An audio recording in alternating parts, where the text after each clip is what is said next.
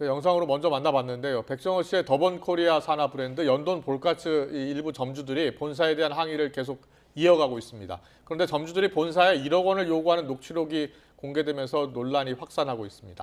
네, SK 측이 노소영 관장이 아트센터 나비를 상대로 건물을 비워달라며 낸 소송 결론이 내일 나오는데요. 관련 내용 짚어보겠습니다. 손정혜 변호사와 함께합니다. 어서 오세요. 어서 오십시오. 안녕하세요. 안녕하세요.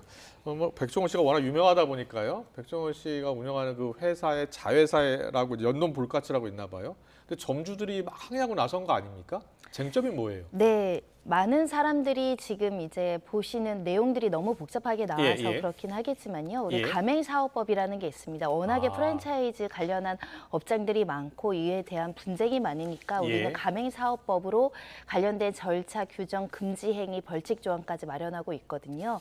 보통 이렇게 프랜차이점 본부와 점주들의 이제 분쟁은 본부로서는 여러 가지 이제 약속을 하고 많은 영업을 해서 많은 업주들이 가게를 개설하는 걸 원하고 있고 네. 그리고 업주들은 또 본사의 적극적인 지원으로 매출이 높게 나와서 수익을 가져가는 게 공동의 목표일 텐데 그 과정에서 혹시라도 불공정 행위가 있거나 허위 가장 광고로 현혹돼서 계약을 하면 안 되기 때문에 이런 법률이 있다라고 보시면 될 것 같고요. 예. 네. 그래서 지금 점주들이 주장하는 건 이런 겁니다. 예상 매출이나 이런 이익에 대해서 굉장히 더 많다라고 이야기를 해서 우리가 믿고 이렇게 계약을 해서 매장을 오픈했는데 실질적으로는 매장의 수익이라든가 매출이 저조하기 때문에 우리가 손해를 보고 있다. 또 그 네. 과정에서 여러 가지 광고나 이런 본부의 지원도 좀 미흡한 데다가 또 뭐 가격을 올리는데 좀 제한을 하는 과정에서 우리가 손실을 보고 있다라는 주장이 있는 것이고요. 네. 본부는 계약에 맞게 적법하게 법률에 위반되는 거 없이 영업적인 지원을 충분히 했고 허위 가장 광고를 하지 않았음에도 불구하고 부당한 요구를 하고 있다라는 게 양쪽의 지금 대립점입니다. 네. 근데 매출액을 정확히 예상하기는 쉽지 않잖아요. 예상 매출액은 뭐 당연히 좀 높게 제시할 수 있을 것 같은데 이게 불법인가요? 가맹사업법에 보시면요, 이런 예상 매출이나 중요 영업 그 지표를 가지는 것을 서면으로 교부할 것을 명시하고 있습니다. 서면으로 명확하게 투명하게 설명을 해줘야 된다는 것인데요. 예. 왜냐하면 본부만 가지고 있는 정보를 점주들이 몰라서 제대로 된 판단이 안 될까 봐 이제 객관적이고 그렇군요. 투명하게 서면으로 교부할 것을 요구하고 있기 때문에 지금 서면 교부는 됐다라는 겁니다. 그리고 아, 이게 그래요? 분쟁이 많은데요. 예. 예상 매출액을 그 보통은 이제 산출할 때 예를 들면 이 돈까스집 같은 경우는 주변에 이미 오픈한 집들이 있고 네. 여기 근저리 한 5개, 6개의 매출을 뽑아서 아. 평균을 내면 이게 예상 매출치가 되거든요. 예. 근데 일부 사례에서는 이 사람들이 매출이 낮다라고 한다면 가맹 계약을 하지 않으니까 매출이 저조한 것을 일부러 빼고 예상 매출 금액 평균치를 높여서 이제 제공하는 경우가 있습니다. 그렇다면 다르니까요. 점주 입장에서는 속았다고 할 수 있겠는데요? 네, 그런 경우에는 허위 가장 광고로 위법하다라고 평가가 이르는데 예. 지금 이제 이 본사 백종원 씨의 더번코리아의 주장은 우리는 예상 매출치와 관련해서 허위 자료나 부풀려서 자료를 제공한 바가 없고 예상 매출치는 지금 여러 비슷한 업종의 자영업자들의 매출치가 거의 비슷하다. 예. 그러니까 서면으로는 허위 가장 광고가 있진 않았던 것으로 보이고요. 다만 이제 주장 중에는 이 점주들이 이 녹취록을 공개를 하면서 이 점포 개설 담당자로부터 매출이 좀 높다라는 구두로의 어떤 그 가장된 매출을 들었다라는 주장입니다. 그래서 결국은 실제로 매출과 관련해서 적극적인 기만과 허위 자료가 제시되었는가 아니면 보통 사회 통념상 조금 더 노력하면 이 정도 매출이 나올 수 있고요. 뭐 예를 들면 업장마다 매출이 좀 편차가 있잖아요. 예, 어떤 예. 매출을 어떤 데는 한 3천 정도 나오고 어떤 데는 1천 정도 나오는데 예. 이걸 이제 통합적으로 설명하는 과정에서 뭐 3천까지 나왔는지는 저희가 확인할 수는 없는 상황이고요. 이런 지점에 대한 법률적인 어떤 이해관계에 따른 서로의 각자의 주장이 있다라고 보입니다. 네. 그런데 상품 가격을 올리려고 했는데 이것도 막았다고 주장하던데요. 이게 이제 가맹사업법에 다 규정되어 있는 내용인데요. 불공정 거래 행위를 금지하고 있습니다. 이 불공정 거래 행위로 대표적으로 삼는 것은 본부가 좀 부당하게 강요를 한다거나 예를 들면 인테리어를 계속 강요를 한다거나 이러면 이제 점주들의 피해가 있기 때문에 예. 이 상품 가격이나 이런 거래 행태에 대해서 부당하게 구속하거나 제한하는 행위를 금지하고 있거든요.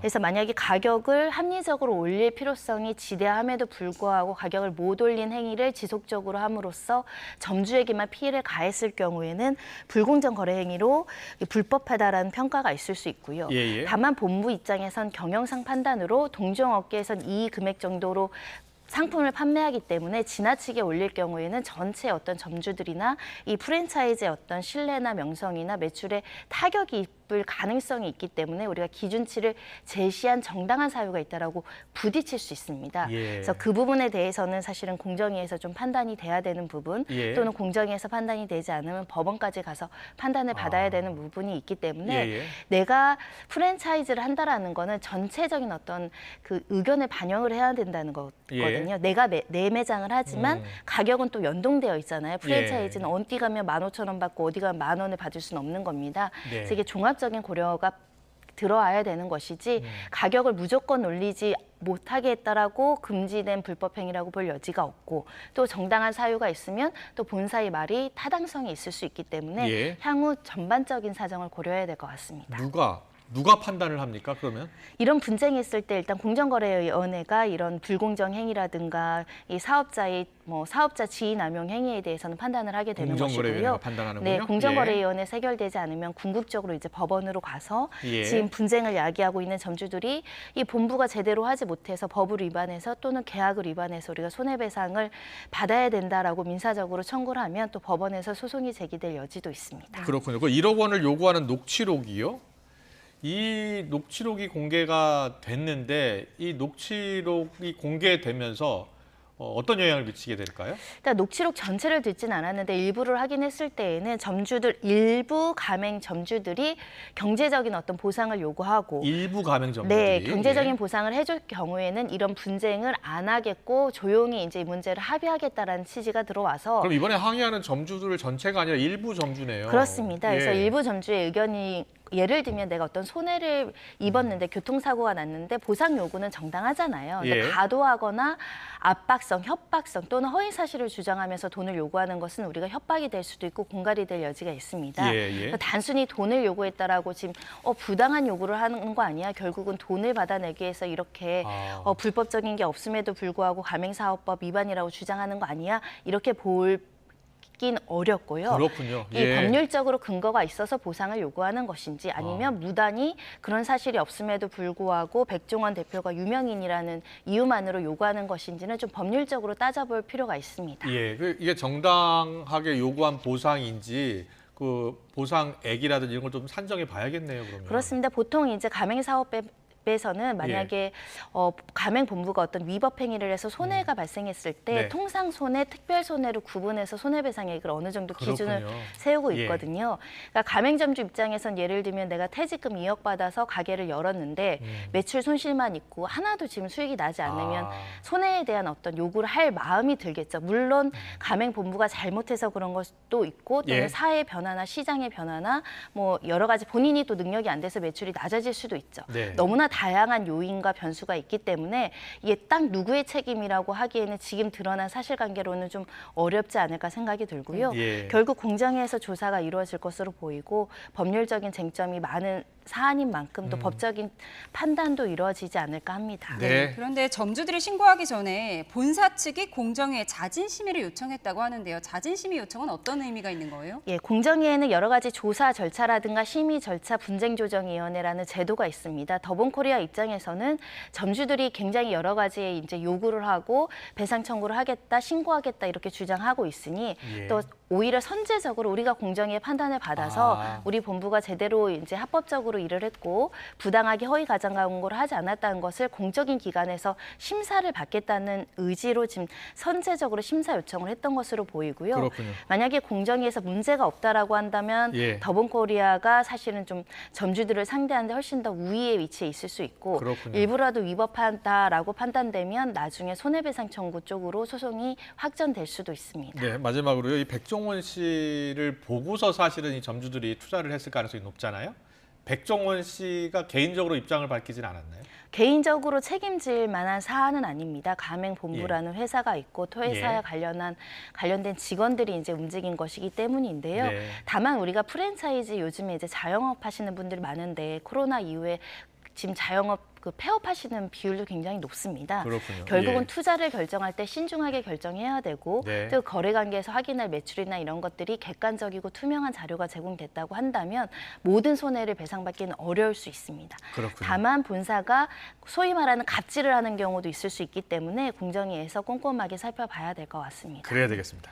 네, 다음 주제 보겠습니다. 노소영 관장이 운영하는 아트센터 나비가 SK 본사 건물에 있고 퇴거 소송 결론이 내일 나오잖아요. 계약 관계가 어떻게 되어 있는 거예요? 건물 인도 소송입니다. 쉽게 말하면 건물 임대인이 임차인과 계약 관계가 종료됐음에도 불구하고 임차인이 건물을 비워주지 않아서 진행되는 소송인데요. 네, 네. 계약 관계는 2019년까지로 되어 있는 것으로 알고 있습니다. 그러니까 임대차 계약 기간은 끝나고 지금 계약 기간이 없는 상태로 무단 점유해서 건물을 사용하고 있기 때문에 그에 상응하는 임대료를 이제 부당이득 반환을 청구하고 예. 그 건물을 인도하라는 소송인데요. 민법적으로는 계약 관계가 종료되면 건물을 인도하는 것이 타당하죠. 예. 다만 이 계약이 종료된 경위라든가 또 이루어지는 이혼 소송에서 여러 가지 사유를 비춰봤을 때는 이 건물 인도 소송이 이제 권리남용 아니냐 이런 일각의 시각이 있을 수도 있는데요. 예. 그래서 재판부에서 한 2번 정도 조정기를 진행했다고 합니다. 아, 그래요? 원만한 합의점을 찾아라라는 측면이었을 텐데요. 네. 조정은 불성립됐고 이제 판결 선고가 남았습니다. 알겠습니다. 그렇다면 이게 항소심 판결 때, 재산분할 판결 때도 이 내용이 언급이 됐었다면서요? 그렇습니다. 예. 그래서 현재 노소영 관장 측에서 소치하해라. 이 건물 계속 사용하게 하는 것이 궁극적으로 법리적으로는 사실은 다른 이야기이긴 하지만 그래도 아내가 운영했고 또 선대 때부터 운영했던 아트센터를 정상적으로 운영하게 지원하는 것이 부양 의무에 충실한 거 아니냐 이렇게 치하라는 것이고 하지만 최태원 회장 입장에서는 예. 최태원 회장이 제기한 인도 소송이 아닙니다. SK 이노베이션이라는 또 하나의 별개의 독립된 법인이 그랬군요. 건물의 소유주가 예. 내 건물의 어떤 재산권을 행사하는데 임대차 계약이 끝난 업체가 있으니까 나가라고 하는 소송이기 때문에 네. 이게 또 가사 사건과는 딱 맞아 떨어지는 내용은 아니고 예. 지금 상황에서는 건물을 비워줘라라고 판단이 나올 가능성이 매우 높죠. 아, 그렇습니까? 네. 내일이요? 아, 알겠습니다. 그 김희영 씨 상대로 한 손해배상 소송도 8월에 선고를 앞두고 있어요. 이거는 최태원 회장한테 지급하라고 했던 20억 위자료라는 별개인가요? 연동된 건가요? 예, 이제 그 불법 행위, 부정행위에 대한 그 위자료 청구는 우리가 부진정 연대 책임이라고 해서요. 하나의 큰 덩어리로 보시면 됩니다. 아, 그래요? 그러니까 두 사람이 나에게 정신적 고통을 이만큼 야기했는데 이것을 이제 두 명에게 어떻게 연대 책임을 질 것인가에 대한 소송인데 같이 소송을 진행하기도 하고 이렇게 분리해서 진행하기도 그런 합니다. 거군요. 예. 다만 이제 육책 배우자가 이 돈을 전체를 갚으면 나머지 일부 책임자 같은 경우는 다른 사람이 갚았기 때문에 변제할 의무가 사라지기도 합니다.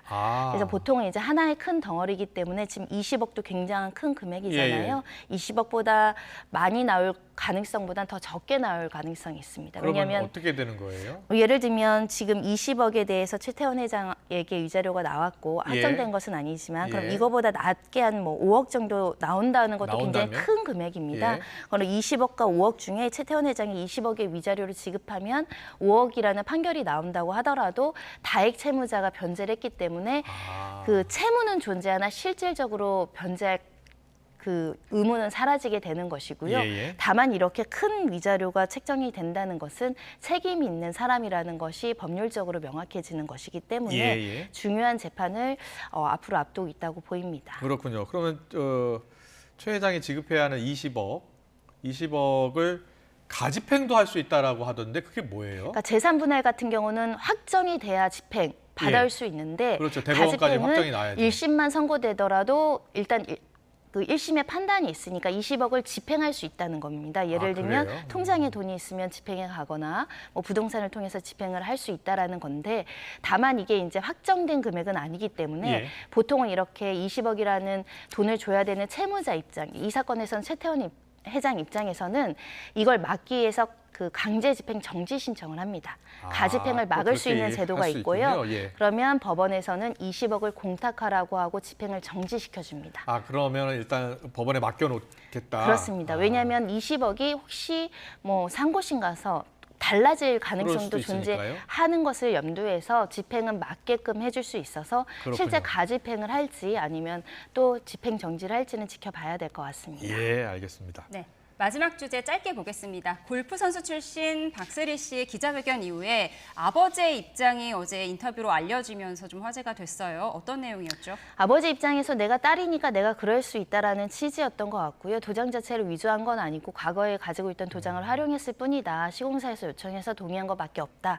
이렇게 말씀을 하셨는데 예. 일반적인 상식과는 좀 맞진 않는 이야기입니다. 예. 미성년 자녀가 아니면 그 사람 이름으로 무엇인가를 할 때, 심지어 통장을 하나 개설할 때도 그 사람한테 동의를 구하고 관련된 서류를 직접 받아야지 내가 딸의 어떤 의견을 추단해서 동의할 수는 없는 것이거든요. 예. 도장도 내가 임의로 만들지 않는다고 하더라도 그 사람이 동의하지 않았는데 도장을 찍으면 설사 그 사람 도장이라고 하더라도 예. 위조죄가 성립하는 겁니다. 그렇군요. 그래서 아버님이 좀 어떤 법률적인 문제나 이런 뭐 형사법적인 문제에 대해서 지식이 조금 부족하거나 또는 만연히 그동안 딸이 내가 하자고 했으면 뒤늦게라도 동의를 해줬으니까 사전 동의는 못하더라도 사후 동의를 해준 경험이 있으니 그럴 것이다라고 생각했으나 네. 너무나 많은 사업 이해관계자가 있는 사건에서는 그 당사자에게 직접적이고 명시적인 동의를 받는 게 굉장히 중요합니다. 그렇군요.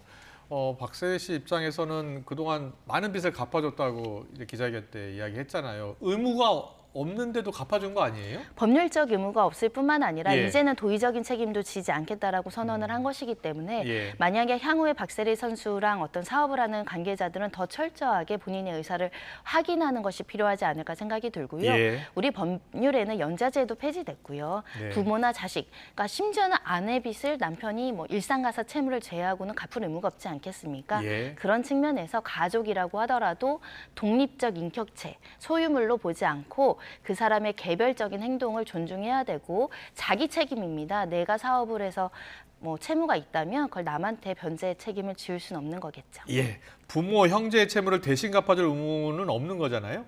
그렇습니다. 예. 그것만 명심하면 될 것 같아요. 알겠습니다. 여기까지 듣겠습니다. 지금까지 손정혜 변호사와 함께 짚어봤습니다. 잘 들었습니다. 고맙습니다. 고맙습니다.